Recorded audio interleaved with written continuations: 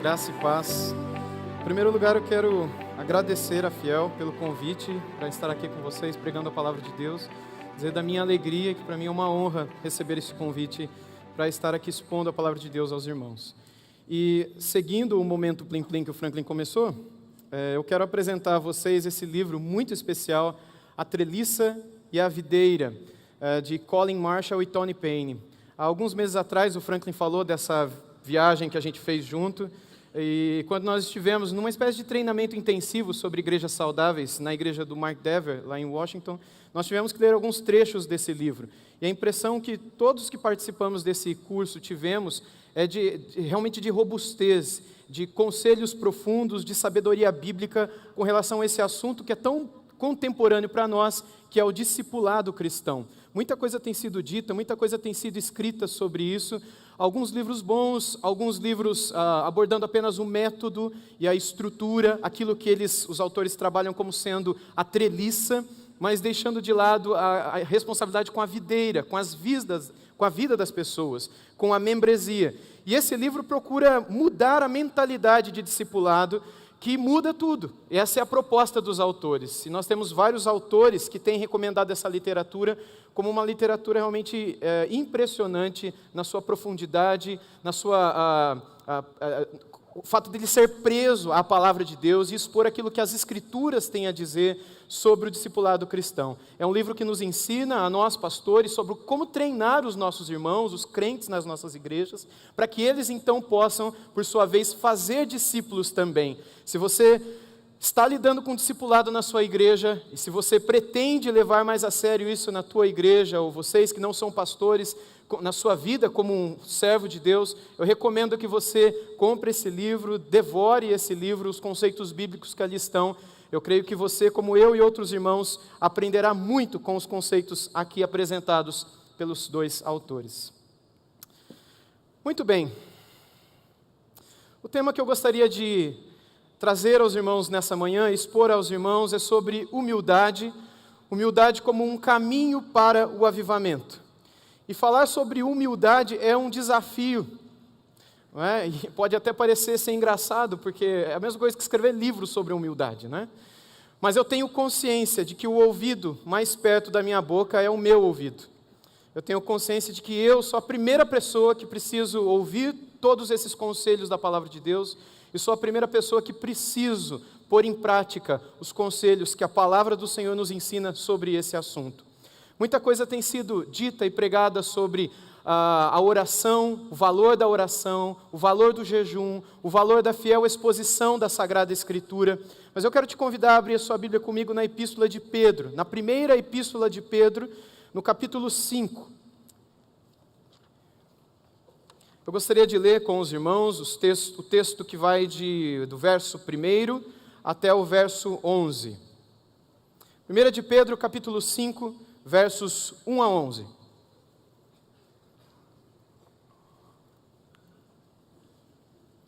Rogo, pois, aos presbíteros que há entre vós, eu, presbítero com eles, e testemunha dos sofrimentos de Cristo, e ainda coparticipantes da glória que há de ser revelada, pastoreai o rebanho de Deus que há entre vós, não por constrangimento, mas espontaneamente, como Deus quer, não por sorte da ganância, mas de boa vontade, nem como dominadores dos que vos foram confiados, antes tornando-vos modelos do rebanho.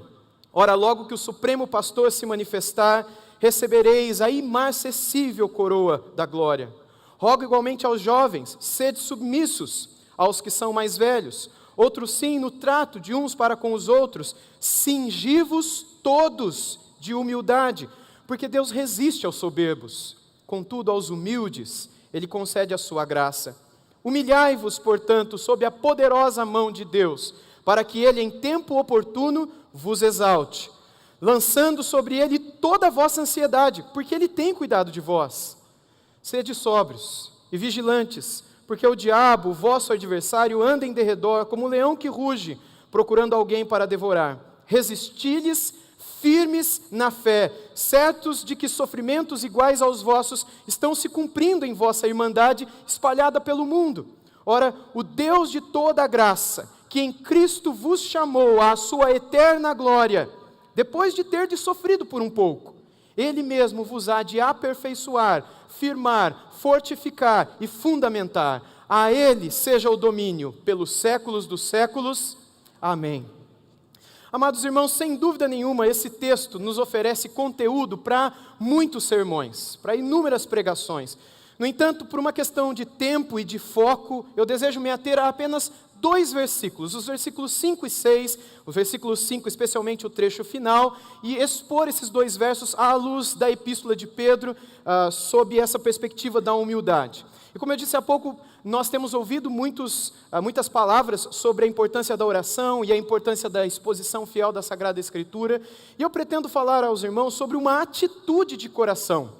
Não é uma oração, não é a pregação da palavra, mas é uma atitude de coração, no coração, que devem estar presentes nos momentos em que oramos e que pregamos a palavra, e que deve existir em nós, se nós queremos um avivamento, se nós queremos estar mais perto do nosso Deus. Será que nós temos problemas hoje em dia com o orgulho? Será que o orgulho é um problema entre pastores? Por que tratar de orgulho numa conferência da Fiel, onde supostamente nós não temos pessoas orgulhosas? Mas temos crentes humildes, pessoas fervorosas, pessoas que quando alguém pede um favor para que se levante e sente em tal lugar, ou quando pede para ir aqui ou ir ali, ou respeitar isso e aquilo, humildemente se submetem e consideram os outros superiores a si mesmos e se esvaziam de si. Por que é importante nós tratarmos de um tema como esse? Será que existe orgulho no povo de Deus que ora por um genuíno avivamento espiritual?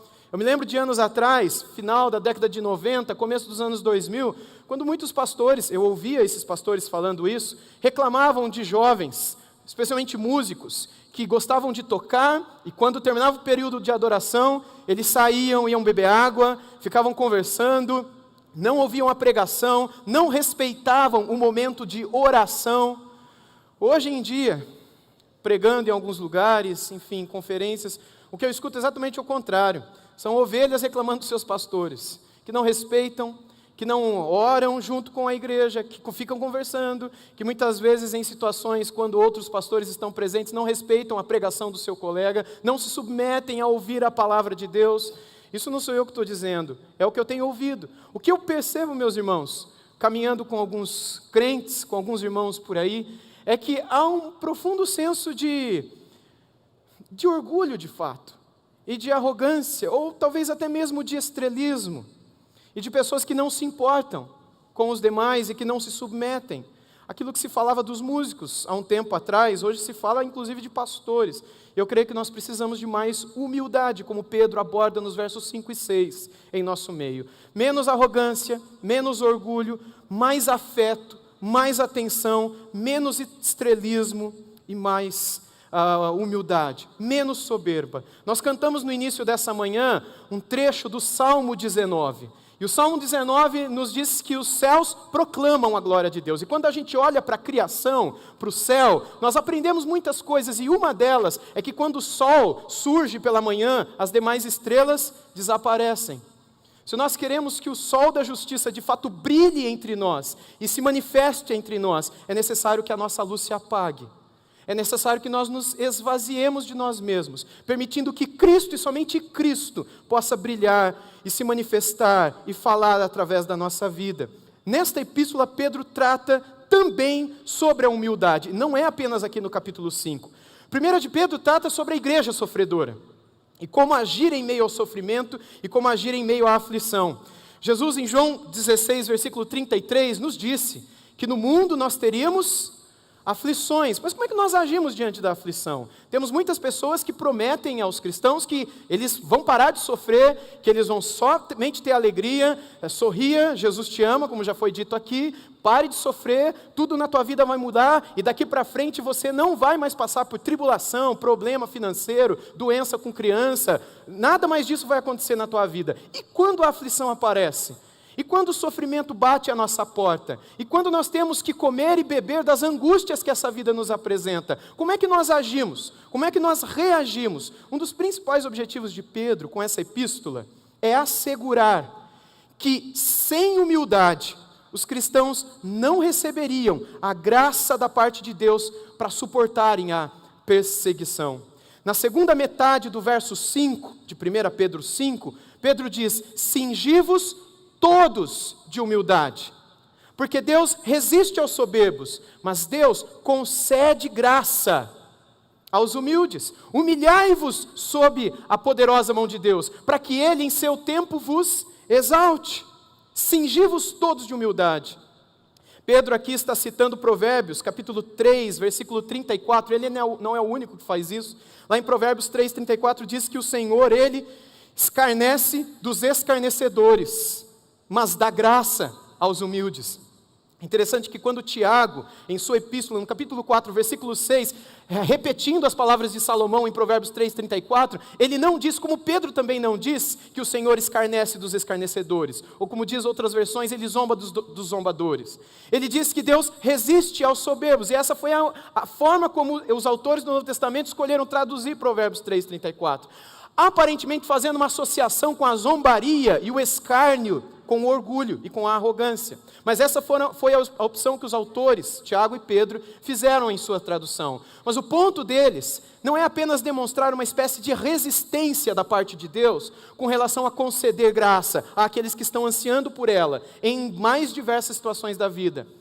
Mas o fato de Deus, do nosso Deus, ser um Deus que nos concede graça, ser um Deus que nos contempla, e que quando vê a nossa humildade, como aquela jovem chamada Maria um dia cantou ao Senhor, contemplando-a e vendo a humildade da sua serva, concedeu a graça, a encheu-a de graça.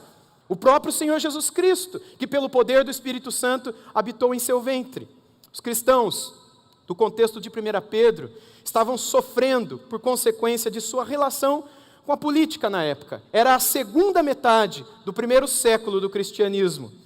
E até aqui o Novo Testamento não fala muito sobre a relação entre os cristãos e a política. Os cristãos estavam sofrendo por causa de seus embates e enfrentamentos com a política na época, mas até aqui pouca coisa no Novo Testamento é dito sobre o assunto. E nas poucas vezes que assuntos políticos são mencionados, eles normalmente estão relacionados ao domínio local herodiano ou ao sistema imperial, como na frase de Jesus em Mateus 22, 21, dai a César o que é de César e dai a Deus o que é de Deus. Quando Atos dos Apóstolos fala sobre o funcionalismo romano, mostra sob uma perspectiva favorável ao cristianismo, embora bem poucos contatos existam ali. Quando o apóstolo Paulo escreve em suas epístolas, ele mesmo não se preocupa em tratar de teorias políticas, que já na época existiam algumas, mas Paulo não se preocupa com isso, ele se limita apenas a exortar os cristãos a se sujeitarem às autoridades, aos poderes constituídos por Deus.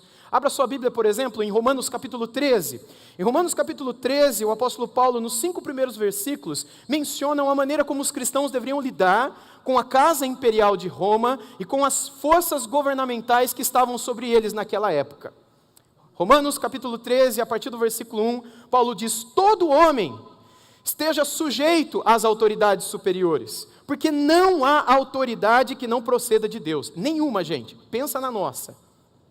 Não há autoridade, por mais absurdo que pareça. E as autoridades que existem foram por Ele instituídas. De modo que aquele que se opõe à autoridade resiste à ordenação de Deus. E os que resistem trarão sobre si mesmos condenação. Porque os magistrados não são para temor quando se faz o bem, e sim quando se faz o mal. Queres tu não temer a autoridade? Faze o bem e terás o louvor dela, visto que a autoridade é ministro de Deus, para o teu bem. Entretanto, se fizeres o mal, teme, porque não é sem motivo que ela traz a espada, pois é ministro de Deus, vingador, para castigar o que pratica o mal. É necessário que lhe estejais sujeitos, não somente por causa do temor da punição, mas também por dever da consciência. Por que será que existe tanta ausência de tratamentos mais específicos com relação à política? E a razão é simples, meus irmãos. O cristianismo não é político. O cristianismo é espiritual.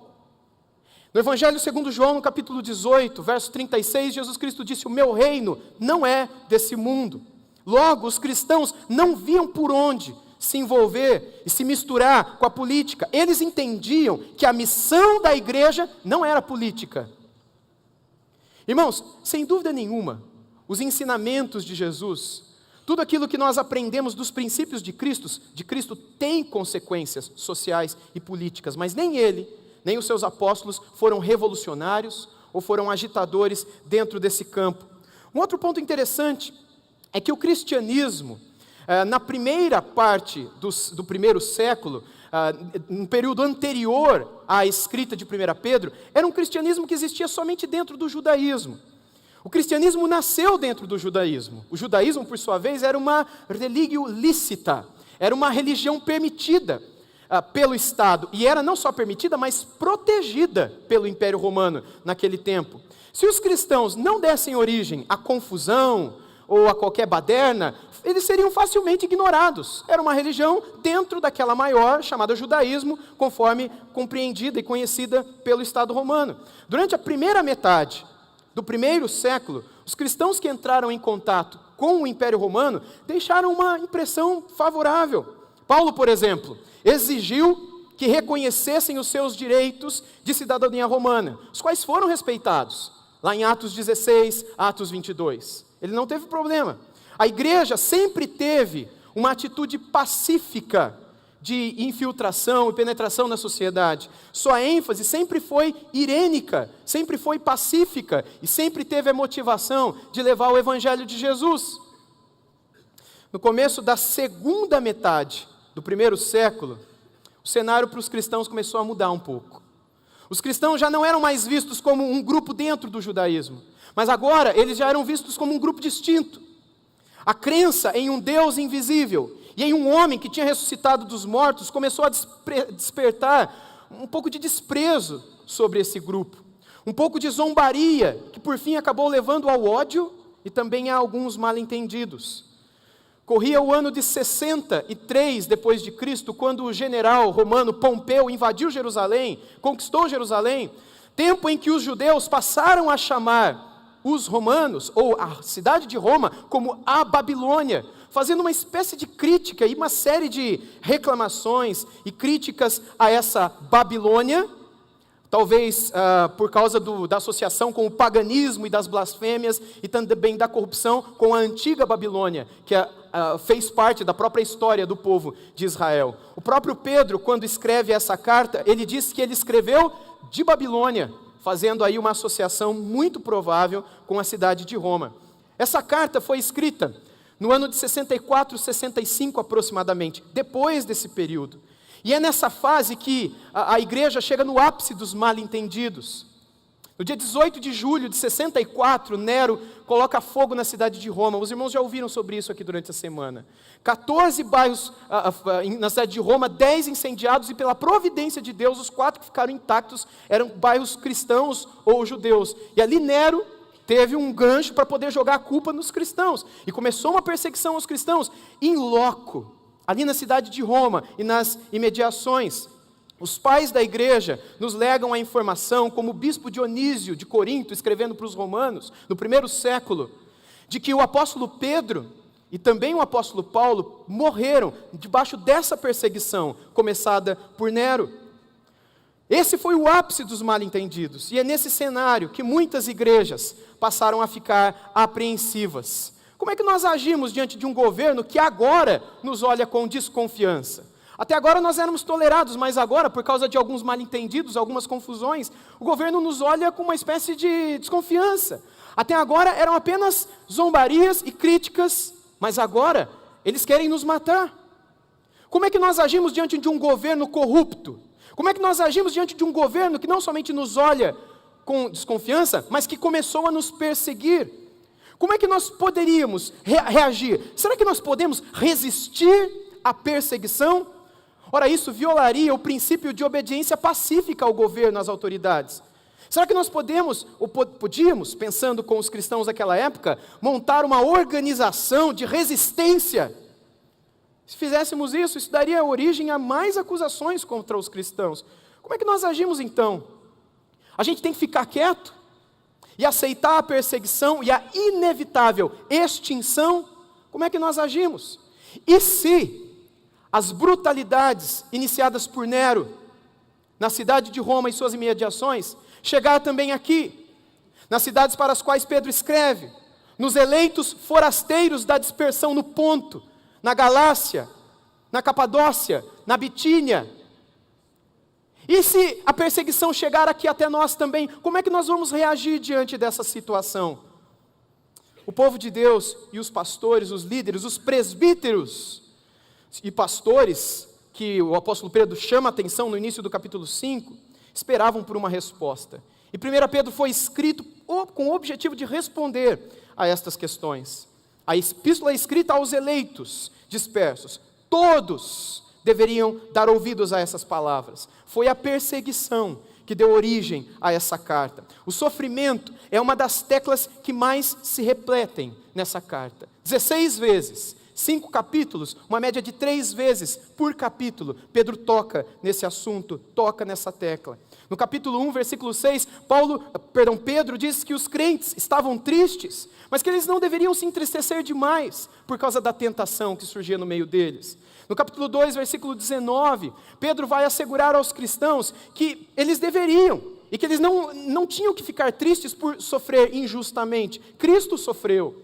No capítulo 3, versículo 14, Pedro diz que os cristãos deveriam sofrer por amor à justiça de Deus. No capítulo 4, versos 12 a 16, Pedro diz que eles não deveriam ter vergonha de sofrer por serem cristãos. E no capítulo 5, Pedro vai dizer no versículo 9 que todos eles deveriam estar cientes de que sofrimentos como o deles estava acontecendo entre irmãos espalhados pelo mundo todo. E todos deveriam suportar o sofrimento, a aflição, os problemas que estavam surgindo no meio deles, com coragem e com humildade.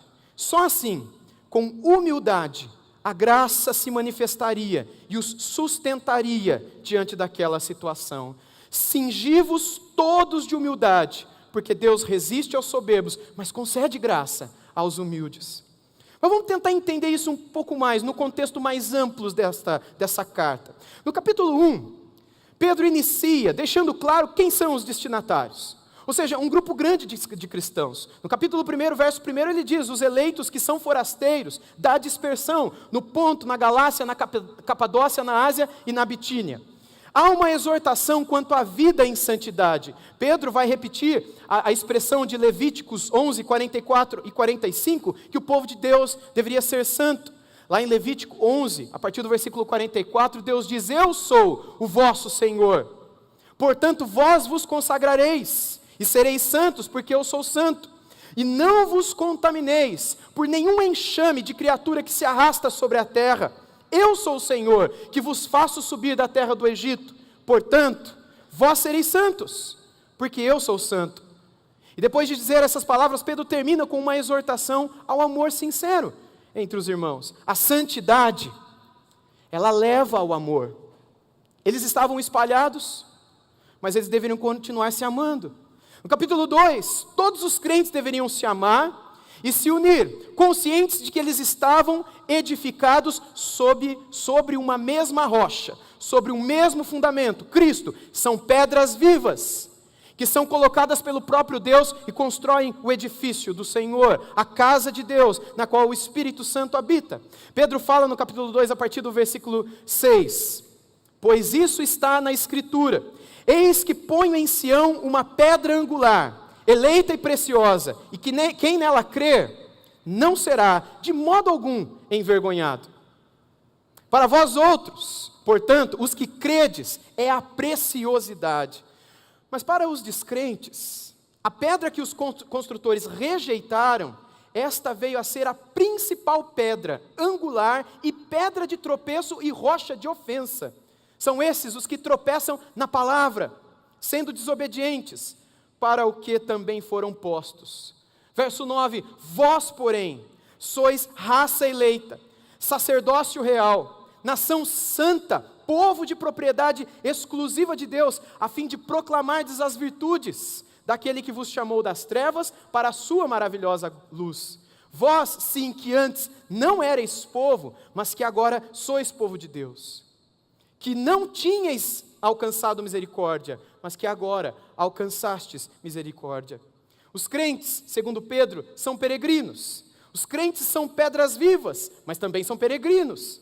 E como peregrinos, Pedro diz no versículo 11, eles deveriam se abster das paixões carnais que fazem guerra com a nossa alma. No versículo 12 ele diz que nós deveríamos manter exemplar o nosso procedimento no meio dos gentios. No meio da perseguição, humildade, continuem sendo exemplos, vocês levam a luz de Cristo. No versículo 13, ainda no capítulo 2, ele diz que todos deveríamos nos sujeitar às autoridades imperiais e governamentais. No 17 ele diz: tratai todos com honra, amai os irmãos, temei a Deus e honrai o rei. E ele termina dizendo que os servos, mesmo aos seus senhores maus, deveriam servir humildemente. Mesmo se esse senhor, aquele que os governa, fosse perverso, que o cristão é servo e deveria servir e manter-se servo com todo o temor do vosso Senhor. É interessante a expressão que o Senhor Deus usa aqui através de Pedro, no versículo 19, que é por motivo de consciência para com Deus, que a gente deve inclusive suportar até mesmo sofrimentos injustos, escreveu o apóstolo Pedro. E para argumentar, para justificar o que ele estava dizendo, que parece lógico, parece estranho e não é muito motivador, ele usa o exemplo de Jesus. No versículo 21, ainda no capítulo 2, ele diz o seguinte: porquanto para isto mesmo fostes chamados, pois que também Cristo sofreu em vosso lugar, deixando-vos o exemplo para seguirdes os seus passos, o qual não cometeu pecado, nem dolo algum se achou em sua boca. Pois ele, quando ultrajado, não revidava com ultraje, quando maltratado, não fazia ameaças, mas entregava-se àquele que julga retamente, carregando ele mesmo, em seu corpo, sobre o madeiro, os nossos pecados, para que nós, mortos para o pecado, vivamos para a justiça de Deus. Por suas chagas fostes sarados, porque estáveis desgarrados como ovelhas. Agora, porém, vos convertestes ao pastor e bispo da vossa alma. No capítulo 3, Pedro passa a falar sobre o modo exemplar com o qual os cristãos deveriam viver. Ele começa no versículo 1 falando das mulheres, que elas deveriam ser submissas aos seus maridos. E ele diz que isso deveria ser feito em humildade, para que, diz Pedro 3:1, se ele ainda não obedece à palavra, seja ganho sem palavra nenhuma, por meio do procedimento da sua esposa. Mas para isso, é necessária humildade, porque o nosso coração quer falar, quer justificar, quer argumentar, quer apontar o erro. Nós temos que nos esvaziar de nós mesmos. Pedro está construindo uma linha de pensamento, mesmo em meio ao sofrimento, eles deveriam continuar sendo o que eles são, aos olhos de Deus. Aí no versículo 7 ele passa a falar dos maridos. Os maridos deveriam viver a vida comum do lar, deveriam ajudar as suas esposas, amém, irmãs? No versículo 7, Pedro diz: e tendo consideração para com a vossa mulher, como a parte mais frágil, tratai-a com dignidade, porque sois juntamente herdeiros da mesma graça, para que não se interrompam as vossas orações. Pedro não é motivacional, Pedro não é legal, Pedro é fiel à palavra de Deus.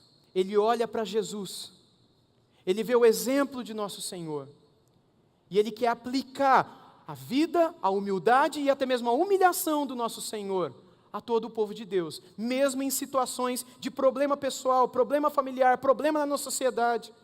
No versículo 8 desse mesmo capítulo, Pedro diz que todos deveriam ter igual ânimo. Depois de falar do marido e da mulher, ele diz que todos deveríamos ser compadecidos, fraternalmente amigos, misericordiosos e humildes. Final do versículo 8. No verso 9 ele diz que a gente não deveria pagar mal com mal, quando alguém nos fizesse o mal. E Pedro termina o 3 exortando a que eles não ficassem com medo, mesmo que fossem ameaçados, ou que viessem a tratá-los com injustiça. Pedro diz que eles são mais do que bem-aventurados, todos deveriam ser humildes, praticar o bem e seguir o exemplo de Jesus. No penúltimo capítulo, o 4, Pedro volta ao assunto do sofrimento. Se Cristo sofreu, preparem-se. Não era para eles estranharem o fogo ardente que surgia no meio deles. Nada de extraordinário, ou seja, era para ser assim. Quando sofressem, Pedro diz no versículo 19, é interessante, ele diz: por isso, também os que sofrem, segundo a vontade de Deus, encomendem a sua alma ao fiel Criador na prática do bem. Como é que a gente faz isso sem humildade? Sem humilhação, sem nos esvaziar de nós mesmos. E Pedro termina no capítulo 5 dando uma palavra para os presbíteros, os pastores das comunidades, os líderes espirituais. Ele também fala aos jovens, ele começa falando: rogo-vos aos presbíteros, eu, presbítero, com eles, fiel testemunha dos sofrimentos de Jesus, de Cristo, e coparticipante da glória que há de ser revelada, pastoreai o rebanho de Deus que há entre vós. Não por obrigação, mas espontaneamente, segundo a vontade de Deus.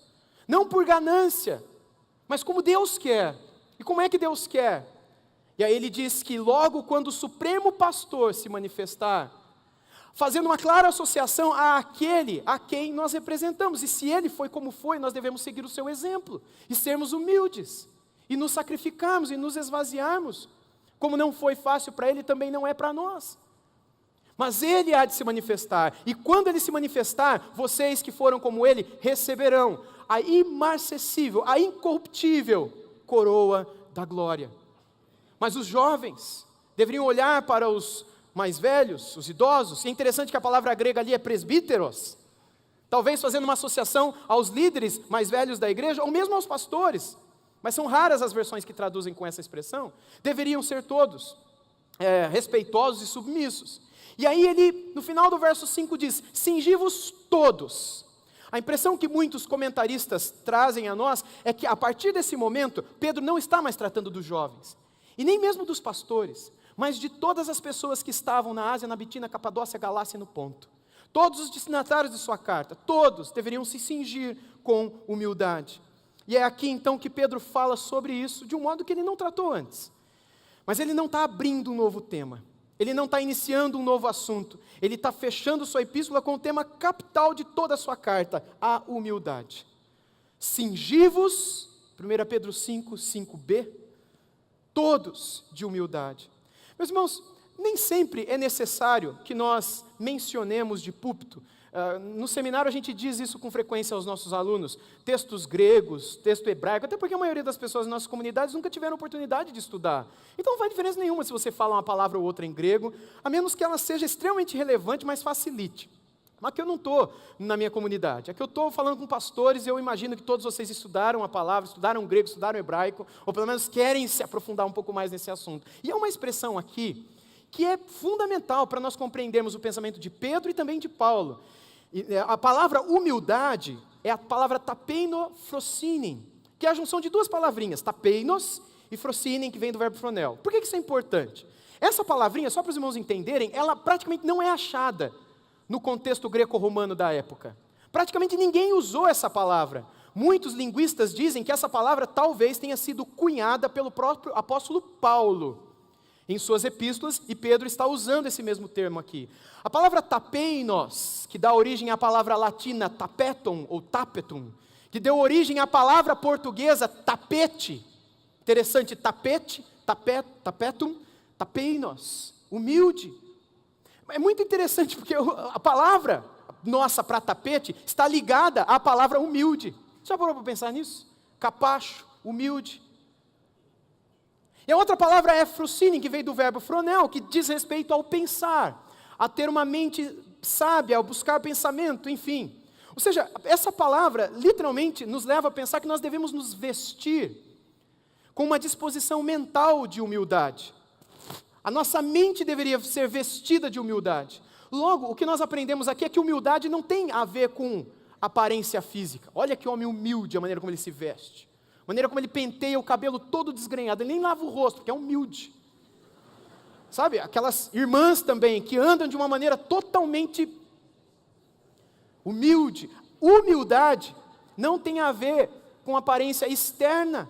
A palavra que Paulo cunha e Pedro usa, tem a ver com uma humildade do coração, uma humildade que Deus vê. E é a que importa. A outra palavra que aparece em Koboomai, literalmente a palavra coloque uma roupa. Então, cingivos de humildade é se vistam. Essa palavrinha em Koboomai normalmente está associado com o avental que os escravos colocavam quando tinham de fazer os seus serviços. Ou seja, o que Pedro está falando, e os irmãos entenderam naquela época, é: coloquem um avental de escravo e sirvam-se uns aos outros. Sejam humildes em todas as situações. Se vocês querem que a graça de Deus se manifeste sobre vocês. Se vocês querem experimentar a graça de Deus sustentando vocês. Porque Deus resiste aos soberbos, mas Ele concede graça aos humildes. Como é que nós entramos na família da fé? Como é que nós nos convertemos sem humildade? A humildade foi o nosso primeiro passo na caminhada com o Senhor Jesus Cristo.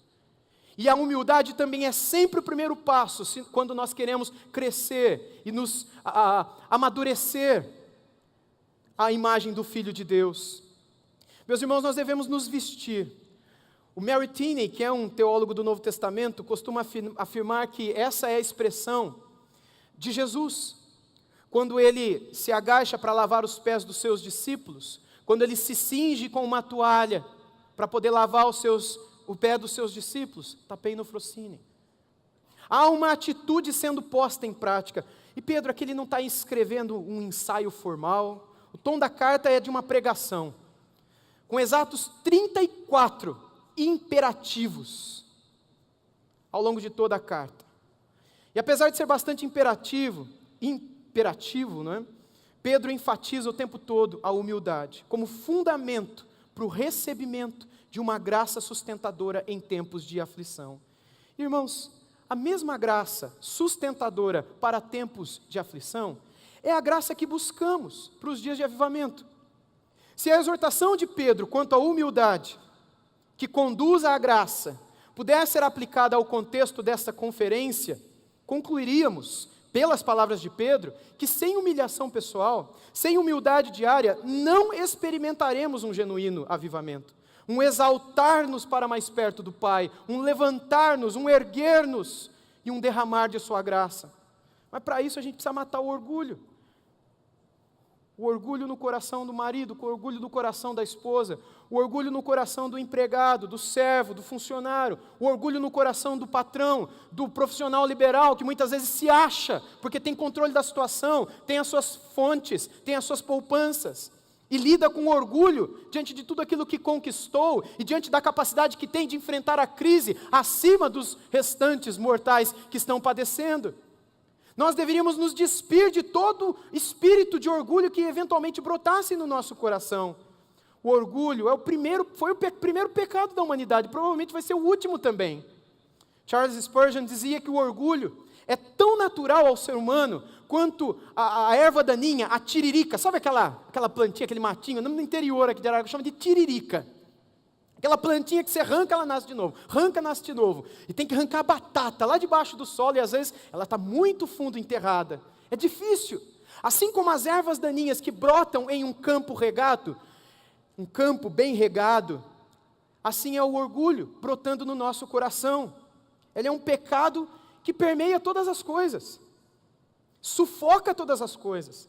Se você mata o orgulho e o enterra, ele estoura o túmulo e revive, ressuscita e te atormenta. Se você corre atrás do orgulho, tal como um caçador atrás de uma raposa e o destrói, do nada o seu fantasma reaparece para te atormentar. O orgulho é um pecado com 1000 vidas. Parece impossível poder matá-lo em nosso coração. Ele floresce sempre que você acha que se livrou dele. É um pecado com 1000 formas. Parece impossível você pegar. Você imagina, não, essa área eu entendi na minha vida, aqui eu sou orgulhoso, eu preciso mudar. Minha esposa já falou para mim. E aí você tenta pegar, e quando menos você imagina, aquilo como uma fumaça se dissipa e sai da tua mão, e ressurge com uma outra forma, no teu coração. E você vê que o orgulho sempre está ali, o tempo todo zombando de você, zombando da sua incapacidade de frutificar em humildade. Para morrer para o orgulho, meus irmãos, nós precisamos morrer para nós mesmos. E ninguém tem mais orgulho do que aquela pessoa que acha que não tem nenhum. Nós vivemos em uma cultura que recompensa os orgulhosos. C.J. Mahaney, no seu livro Humildade, a Verdadeira Grandeza, editado pela Fiel, um livro muito bom, no começo do livro, é um tom que ele volta ao longo de todo o livro, que a humildade sempre será o nosso melhor amigo, a nossa melhor amiga, mas o orgulho sempre será o teu pior inimigo. Embora todos queiramos ser humildes, poucos de nós temos dado atenção ao que realmente significa ser humilde. Jonathan Edwards, sobre quem nós ouvimos, tinha consciência da sua fragilidade e da sua dependência de Deus. Logo no início das suas resoluções, que são maravilhosas, ele faz uma oração, na qual ele pede humildade. Suas palavras foram as seguintes: estando ciente de que sou incapaz de fazer qualquer coisa sem a ajuda de Deus, humildemente lhe rogo que através da sua graça me capacite a cumprir fielmente estas resoluções, enquanto elas estiverem dentro da sua vontade, em nome de Jesus Cristo. Humildemente lhe rogo, mãos vazias, sem nada para oferecer, apenas um coração que deseja ser fiel e que te ama. Nós precisamos nos esvaziar de nós mesmos, nos vestirmos de humildade se queremos um avivamento. Tudo depende de Deus, nada depende de nós. Não depende de nossos métodos, não depende das nossas maneiras, das estruturas, não depende da treliça. Tudo depende do Criador, tudo depende do semeador, aquele que põe a sua palavra no nosso coração, nos transforma e nos aviva e nos vivifica. Tudo depende de Deus, nada depende de nós. Podemos fazer muitas coisas, muitos planos, planejamento de pregação, culto de oração, vigília. Podemos nos desesperar, podemos fazer qualquer coisa. O que mais a gente deseja que aconteça não vai acontecer, porque não depende de nós. Depende da vontade de Deus. O exemplo mais claro que eu tive disso foi uma experiência que eu vivi com a minha esposa e um casal de amigos que está entre nós aqui hoje à noite, o Emerson e a Andréia, pastor Emerson. Na época nós éramos seminaristas e voltávamos de Atibaia, do seminário Palavra da Vida, em 2003, uma sexta-feira à noite, depois de um encontro de alunos. Voltávamos para Araraquara. E o carro começou a pifar em Limeira. Tem muita gente de Limeira aqui. E quando nós estávamos ali, perto do pedágio em Limeira, na Anhanguera, o carro começou a dar problema, e a gente começou a ficar preocupado. Era perto da 1h da manhã, meia-noite, 1h da manhã, e a gente foi até o posto de beira de estrada mais perto. O dia seguinte era feriado.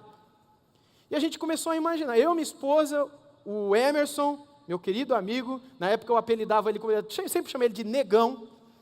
O Emerson foi o meu discipulador, foi o homem que quando eu me converti, mesmo antes me pegava na minha casa, levava na igreja, gastou muito dinheiro com gasolina atrás de mim. Eu era muito rebelde, eu amo demais esse irmão. E nós dois ali chegamos no posto, ele com a Andréia tinha um bebezinho pequenininho na época, o Davi, bem pequenininho na época de cola. O que a gente vai fazer? A oficina do posto está fechada, amanhã é feriado, um monte de caminhoneiro com umas damas circulando por aí. O que a gente vai fazer? Vamos no posto, vamos pegar um salgado lá, e a gente vê o que a gente faz, porque a gente é seminarista, sabe como é que é a vida de seminarista, né? Em termos de dinheiro. A gente vai lá, e amanhã a gente vê o que a gente faz, vamos orar, pedir para Deus ter misericórdia de nós. A gente volta para o carro e dorme os 5 dentro desse carro aqui. E beleza, fomos para o posto. Quando estávamos chegando perto do posto, parou um carrinho. Aí o Emerson falou, vamos lá falar com ele, sei lá, pedir ajuda, né? Imagina, gente, 1h da manhã, nós dois com cara de cansado, estudamos o dia inteiro, reunião no final da noite, viajando, o carro quebrou tenso. E chega eu e chega o Emerson, do lado do carro. O cara já estava saindo do carro. Um rapazinho novo, aquele rabinho de cabelo, né? Novo, saindo do carro. A hora que ele viu a gente chegando, ele entrou no carro, fechou a porta e começou a subir o vidro. Aí o Emerson chegou diante dele e falou, a gente pode falar com você? A gente queria só pedir uma ajuda. E ele pode com o vidro aberto, uma tantinha assim só, né?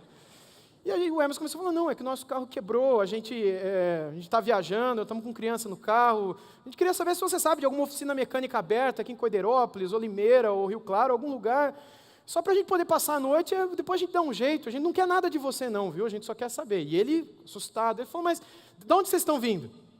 A gente está vindo de Atibaia. Tá, e o que vocês fazem lá em Atibaia? A gente estuda, a gente é estudante, né? E vocês estudam o que lá? O que vocês fazem lá? A gente estuda teologia, a gente é estudante de teologia. E o que é teologia? A gente falou, não, a gente estuda sobre Deus, coisa de Deus, a gente é seminarista, né? A gente vai ser pastor um dia, tal. Eu não sabia quem era o cara, não sabia se ele entendia dessas coisas. Ele falou, mas como é que é o nome do seminário que vocês estudam lá? Aí a gente já começou a ficar chateado, né? A gente falou, é Seminário Bíblico Palavra da Vida. E como é que é o nome do diretor do seminário? A gente achou que ele estava tirando sarro da nossa cara. Né? Enfim, a gente falou, né? Carlos Oswaldo Cardoso Pinto. Ele falou, o Carlos Oswaldo é meu amigo. Carlos Oswaldo foi meu professor. Eu me formei lá alguns anos atrás, eu sou pastor na igreja aqui, na cidade do lado. Rapaz, a gente estava numa vigília de oração até agora há pouco, incentivei os irmãos a virem aqui comer no posto. Mas os irmãos não quiseram, vim eu sozinho aqui, eu sou solteiro. Eu vou dizer uma coisa para vocês, vamos lá, eu vou pagar um lanche para vocês, vou levar vocês para minha casa, vocês vão dormir na minha casa, vou dar um café da manhã para vocês amanhã, e eu vou comprar a peça e vou trocar a peça para vocês. E assim ele fez. Aquele dia nós tivemos uma lição de que nada depende de nós. Tudo depende da graça do Senhor que nos vê e que cuida de nós de uma maneira tão extraordinária. Irmãos, tudo depende de Deus, nada depende de nós. E como tudo depende de Deus, nós precisamos andar como Ele espera que nós andemos. Não como nós gostamos de andar, não como nós queremos agir e falar. Alguns anos atrás eu fui convidado para pregar numa conferência em Campos do Jordão. Foi outra lição que Deus me deu, sobre o meu orgulho. Eu fui convidado e estava eu e um outro pastor famoso de uma grande igreja de Campinas, e enquanto ele pregava, a molecada, conferência de jovem, não piscava olhando para ele, né? E ele contando das pessoas famosas que ele conhecia da igreja dele, políticos famosos, atores e atrizes, jogadores de futebol. E enquanto ele contava aquelas ilustrações, eu sentado no primeiro banco ouvindo, a molecada não piscava. E ele falando que ele ligava para o Kaká, e falando, eu vou tentar, depois a gente bate um papo com ele, a gente liga, faz um Skype. Das vezes que o Neymar e o Davi Luiz ligaram para ele para pedir oração. E eu no meu coração, pecador, arrogante, dizia, Deus, o que eu vou contar para esses jovens depois? Eu pecando no meu coração. Eu, gente, só conhecia o Tonhão, o quarto zagueiro da Ferroviária de Araraquara. Mas esses jovens provavelmente nunca ouviram falar do Tonhão. Ali, Deus me deu uma lição, me humilhando ali, deixando claro que nada dependia de mim, da minha forma, da minha ilustração, mas da graça dele. É orgulho nós acharmos que a eficácia da pregação, ou mesmo o avivamento, virá como fruto das nossas habilidades, ou dos nossos conhecimentos. Tudo depende de Deus, da sua graça, e ele só a derrama sobre os humildes de espírito. Humildade está ligado a esvaziamento, e Cristo, o nosso Senhor, é o maior exemplo de humilhação e humildade. Para sermos humildes, precisamos ser transformados à imagem de Jesus, Filho de Deus. Jesus é o maior exemplo, morrendo na cruz por nós, morrendo como um escravo, sendo Deus. Sua morte foi o ápice do orgulho. Quando o profeta Isaías, no capítulo 53, no versículo 7, escreveu aquelas palavras, ele foi oprimido e humilhado. Como um cordeiro, mas não abriu a boca, né? Foi oprimido e humilhado, mas não abriu a boca. Como cordeiro foi levado para o matador, e como uma ovelha muda perante os seus tosqueadores, ele não abriu a boca. Quando ele mesmo, o Senhor Jesus, em Mateus 11, verso 29, nos convida, ele diz, tomai sobre vós o meu jugo, e aprendei de mim que sou manso e humilde de coração. Ele diz para a gente o seguinte, venham a mim. Eu tenho um jugo sobre o meu pescoço. Uma trave, fica aqui do meu lado, se coloca aqui, se abaixa, se esvazia, coloca sobre você o jugo que está sobre mim, porque o meu jugo, eu sou manso e sou humilde, o meu jugo é suave. Se coloca do meu lado, se rebaixa e siga o meu exemplo, siga no meu passo. Sabe qual é a promessa que está no final do versículo 29? Se nós nos humilharmos, se nós nos colocarmos do lado dele e seguirmos o seu exemplo, ele diz, e achareis descanso para as vossas almas. Se nós nos colocarmos debaixo dele, com ele, em sua humildade, Jesus esvaziou-se de si mesmo, sendo servo até a morte, e morte vergonhosa, e ele humildemente, mesmo podendo escolher por outra morte, ele se submeteu à vontade de Deus e seguiu os desígnios de Deus. Eu gosto muito de Filipenses 2. Filipenses 2, versos 3 e 4 diz, nada façais por partidarismo, e existe muito partidarismo no meio do povo de Deus, infelizmente, nada façais por partidarismo ou vanglória, mas por humildade, considerando cada um os outros superiores a si mesmo. Não tenha cada um em vista o que é propriamente seu, mas também cada qual o que é dos outros. E o texto em Filipenses 2, a partir do verso 5, diz que essa humildade, no contexto dela, ele diz, tende em vós o mesmo sentimento que houve também em Cristo Jesus, o qual, pois ele, subsistindo em forma de Deus, não julgou mesmo como usurpação o ser igual a Deus, antes a si mesmo se esvaziou, assumindo a forma de servo, tornando-se em semelhança de homens, e reconhecido em figura humana, a si mesmo se humilhou, tornando-se obediente até a morte, e morte de cruz, pelo que também Deus o exaltou. Sobremaneira, Ele deu um nome que está acima de todo nome, para que ao nome de Jesus, diante do nome de Jesus, se dobre todo o joelho nos céus e na terra e debaixo da terra, e toda língua confesse que Jesus Cristo é o Senhor, para a glória de Deus o Pai. Meus irmãos, porque Jesus se humilhou mais do que todos os homens, porque Ele desceu ao nível mais baixo de humildade, Deus o exaltou. O homem mais humilde, mais humilhado também foi o homem mais exaltado. Se queremos ser sustentados pela graça, devemos seguir o exemplo de Cristo. Se queremos ser levantados e usados por Deus, independentemente do contexto, nós precisamos nos esvaziar de nós. Não apenas diante da igreja, mas diante da esposa, diante do marido, diante das crianças, diante dos jovens, diante dos parentes. Deus quer nos transformar à imagem do seu Filho, como diz o texto. Humilhados é a única forma de vermos Deus nos usando. Se não nos humilharmos, não seremos usados por Deus. Devemos fazer escolhas diárias de humildade. Devemos nos vestir com humildade. A todos os momentos, a cada instante. Quando a gente era criancinha e bebê, a nossa mãe nos vestia o tempo todo, trocando a nossa fralda. A gente fazia uma sujeira e ela trocava o tempo todo a nossa fraldinha. Hoje a gente cresceu, mas a gente continua tendo que trocar as nossas vestes. A gente precisa continuar se esvaziar de nós, se esvaziarmos de nós. Eu tenho que olhar para a minha vida, eu preciso me esvaziar. Quando? Só amanhã? Não, a cada momento do dia. A cada instante. E me vestir o tempo todo com essa graça que o Senhor Deus apresenta em sua palavra. Meus irmãos, Deus está entre nós. O Espírito do Senhor está entre nós. Nós estamos na presença de Deus.